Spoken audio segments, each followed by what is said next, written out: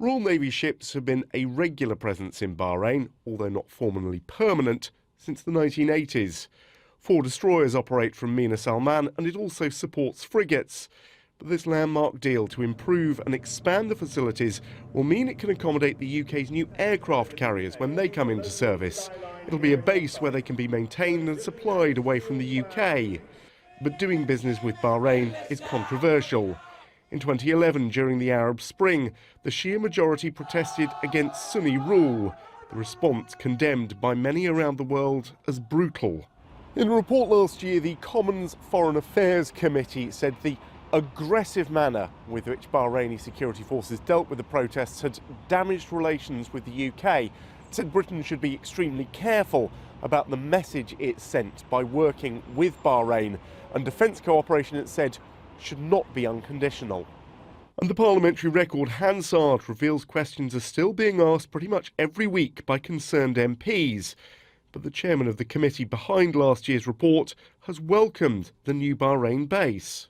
Bahrain is of concern to people who take a close interest in human rights, and understandably there is concern about it in Bahrain itself. But what I would say to the people who are protesting about this is that the way to encourage a country to improve its human rights is not to disengage but to engage.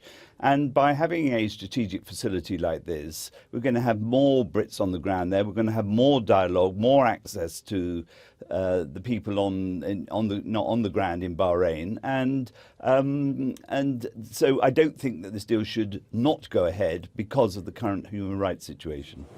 One Bahraini human rights activist has called Britain's new Navy base a reward for supporting a corrupt regime. What is clear is it will give Britain a new military foothold in a strategically important and volatile region. I do like just to take into account that there are reports that the protest movement inside Bahrain does have the support of the Iranian government.